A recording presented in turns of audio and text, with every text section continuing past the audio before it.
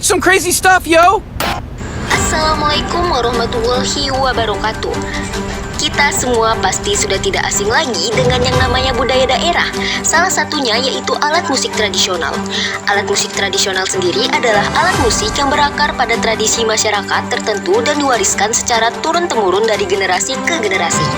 I thought this was a commercial. What's going on? I mean, don't worry about it. Let's just see where this goes. Yang membudayakan alat musik tradisional. Langsung saja kita lihat cuplikan berikut ini. Baik, Assalamualaikum warahmatullahi wabarakatuh.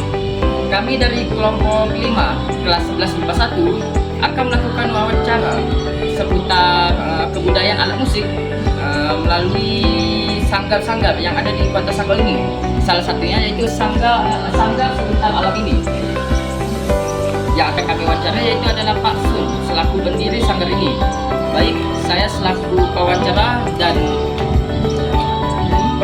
akan melakukan wawancara setelah yang satu ini. Terima kasih. Saya dari kelompok 6 kelas 11 MIPA 1 ingin menanyakan seputar kebudayaan alat musik yang ada di sanggar Bapak ya Pak. Oh. Baik Pak. Untuk pertanyaan pertama, apa saja sih alat musik yang ada di sanggar Bapak ini? Banyak ya alat musik kita nih, baik itu yang tradisional maupun yang modern.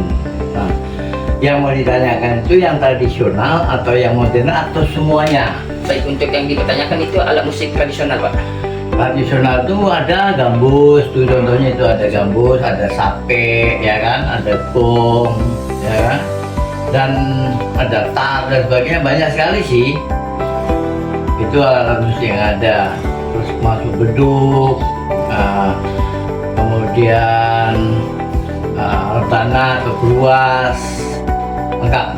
Baik itu alat musik Dayak maupun alat Melayu. Baik, untuk pertanyaan kedua, bagaimana Bapak mendapatkan alat-alat musik ini? Bagaimana? Bagaimana cara Bapak mendapatkan alat-alat musik ini? Banyak cara mendapatkan. Yang pertama itu adalah usaha mandiri, artinya kita beli sendiri. Ya.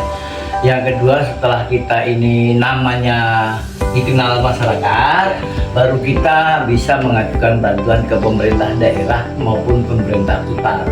Nah, yang ketiga, kalau ada sisian dari penampilan, kalau udah terkenal kan penampilan dibayar ya, itu ada disisihkan sedikit untuk kas, kalau itu biasanya digunakan untuk perbaikan.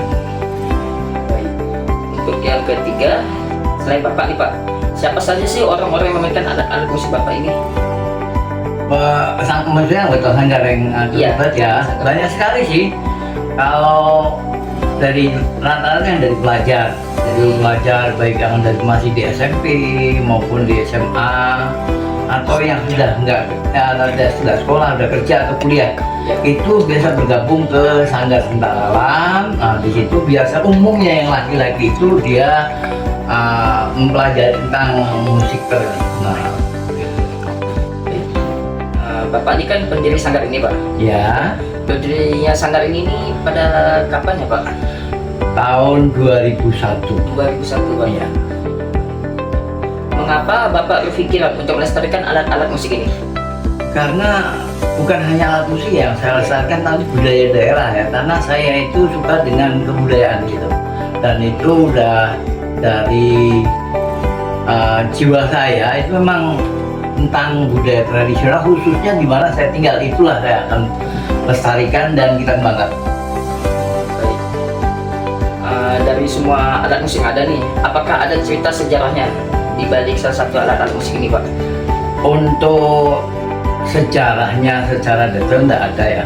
Kami kebanyakan alat musik itu baru semua, artinya bukan dari keturunan gitu ya, jadi beli baru atau buat baru gitu, jadi bukan dari keturunan kerajaan ataupun keturunan apa gitu. Ya.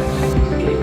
Baik Pak, pertanyaan berikutnya, apa saja sih tantangan utama Bapak dalam melestarikan dan mempertahankan keberadaan alat-alat musik ini di era digital? Melestarikannya gini, jadi tantangannya adalah mereka itu lebih suka dengan modern. Nah itu ya. Tapi saya berusaha, saya berikan motivasi kepada seperti seniman muda ataupun musisi dan sebagainya, kalau alat-alat tradisional atau musik main tradisional itu daripada digital lebih enak atau kemudian bisa melestarikan kebudayaan, nah, bahkan bisa keliling dunia atau keliling minimal ke Indonesia itu. Maka dengan motivasi itu mereka cenderung akan berusaha. Akhirnya adalah yang sudah berangkat ke Bali, ada yang ke Lampung dan sebagainya, jadi pada dengan membawa musik-musik itu. Baik. Selanjutnya, apa saja sih kebudayaan yang ada selain alat musik ini? Ya, budayanya ini selain musik ada tari ya, kemudian ada budaya adat itu ada di sini juga kita lakukan, tapi dalam bentuk misalnya drama tari atau pergelaran kebudayaan misalnya adat dan tradisi gitu. Oke, baik Pak. Selanjutnya, bagaimana sih cara Bapak memperkenalkan alat musik ini kepada anak-anak muda di era digital? Ya, caranya mereka yang bergabung di dalam sanggar itu kita langsung sodorin ini 2 alat musik kita. Jangan hanya alat musik modern saja atau hanya digital saja yang serba elektronik, tapi ini perlu kita lestarikan. Maka langsung beri latihannya gitu. Baik. Nah, yang terakhir nih Pak, Ya. di mana saja sanggar ini menampilkan pertunjukan alat musik? Banyak kami tampilkan ya, khususnya di Indonesia ini sudah cukup luas ya, sampai ke Sulawesi sudah pernah, kemudian di Sumatera sudah pernah, Jakarta, Bali itu sudah semua, bahkan Malaysia itu sudah ada. Jadi dengan banyak tampil keluar itu ya, anggota yang hobi dalam itu harus semangat, mereka kita bawa keluar. Nah, itulah salah satu manfaat dan satu tujuan ya. Jadi selain melestarikan budaya, kita bisa pergi mana-mana.